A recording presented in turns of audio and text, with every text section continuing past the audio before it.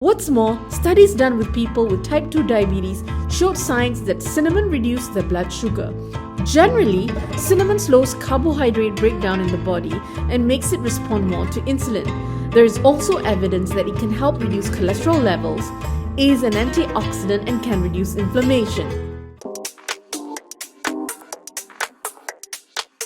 Good day, everybody. Welcome to my channel. As you probably guessed from the title of this video, today I'm going to talk about flavorful sensations that are good and healthy as well. How about that? Things that taste good and are good. Yup, I'm talking about spices.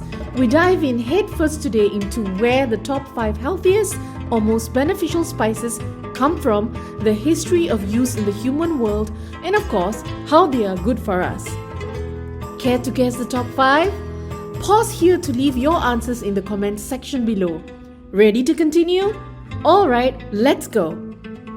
First up, let's talk about cinnamon. More than just an added flavoring at Starbucks and going back way before that, cinnamon comes from the inside of several types of tree bark. All these trees are closely related and are scientifically classified under cinnamomum. Its smell and taste make it a great addition to enhance the flavor of many dishes from savories to sweets. In the modern day, Indonesia and China have produced most of the world's cinnamon, 40 and 30% respectively. Cinnamon has been known to help lower blood sugar levels in our body. As such, it can have a strong opposing effect to diabetes. You may be surprised to learn this. I know I was, but although cinnamon adds sweetness to a dish, it does so without any sugar being added. What's more, studies done with people with type 2 diabetes showed signs that cinnamon reduced their blood sugar. Generally, cinnamon slows carbohydrate breakdown in the body and makes it respond more to insulin. There is also evidence that it can help reduce cholesterol levels, is an antioxidant, and can reduce inflammation. The chemical cinnamaldehyde has been credited with cinnamon's health benefits to the human body. Next up, we have turmeric, a flowering plant that is actually related to your regular old kitchen ginger. This plant and the spice it is used to make comes from South Asia, the geographical region which includes India, Bangladesh, Pakistan, Sri Lanka, etc., and Southeast Asia, which includes Thailand, Laos, Singapore, and Malaysia, among others. The plant's rhizomes, which are the parts that send out roots, are harvested each year. Boiled and dried, the unaltered rhizomes are grounded to create the turmeric powder. There is evidence that it has been used since as far back as 2200 BC, while in the modern day it is very well known to be used in Indian curry dishes. The chemical curcumin which it contains is what gives it its yellowish color. Speaking of curcumin, turns out that's also what gives turmeric many of its health propagating properties. Most notably, turmeric is a strong anti-inflammatory.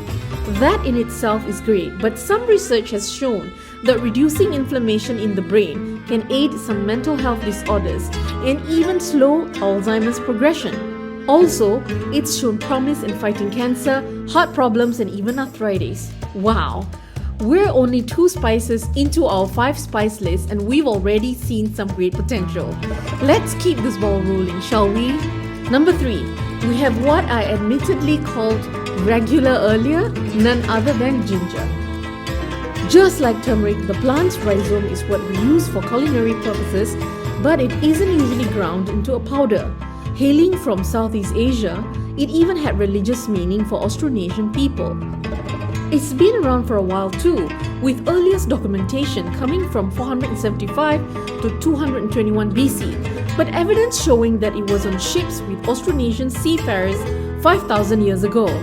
Its most well-known health benefit is its ability to reduce the feeling of nausea. Asians have used it in this capacity, as well as to treat diarrhea and stomach discomfort for thousands of years. Many modern research studies have been done investigating the properties of ginger. Some showed that just 1 gram of it can treat nausea caused by a variety of reasons, from seasickness to morning sickness and even chemotherapy-induced nausea. It's also shown anti-inflammatory and pain-reducing properties. Now we come to another common culinary item at number 4, garlic. Closely related to the onion and the chive, it hails from more towards Central Asia. Mesopotamian documentation of its existence exists from 4,000 years ago, and cultures such as Egyptians, Chinese, and Japanese have used it in medicine. We usually recognize garlic for its strong and bad smell, but it might protect us from heart disease. More specifically, it can help to keep our arteries flexible as we age, and as you may have heard, blocked arteries are a strong cause for heart-related issues. Modern research has shown us that the compound allicin is what gives garlic its healing properties, one of which is used in aiding prevention of the common cold by simply adding a little more of it to your diet. Evidence also points to it reducing blood pressure and cholesterol. Through recorded human history, we have mainly used garlic for its medicinal and not flavorful purposes.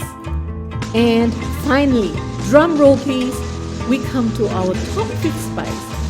Cayenne pepper. Drying followed by grounding of the fruit is what gives us that famous powder.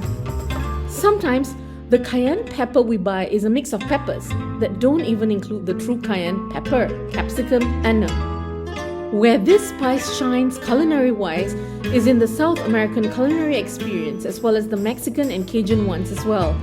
Interestingly enough, what we use to add heat to our food can also reduce pain. The capsaicin in Capsicum annum can lessen the quantity of pain signals to our brain. However, as you've probably guessed by now, that's not all cayenne can do for you. It can help prevent stomach ulcers, reduce appetite, which can make it a good weight loss tool, although maybe only if you're not used to eating spicy food. And yes, this was the result of scientific research. Decreasing the growth of bacteria that cause ulcers, and if studies conducted on animals turn out to translate to humans, it may reduce risk of cancer. So, how was that for a rundown? Would you consider spicing up your life or at least your food with all these health benefits? Or maybe you have your secret recipes to wellness? Well, if you do and don't mind sharing, drop a comment below so we can all share, learn and grow together. If you've enjoyed this content, please like, share, subscribe and hit that notification button. Until next time friends, take care, stay safe and don't be afraid of a little spice. See ya!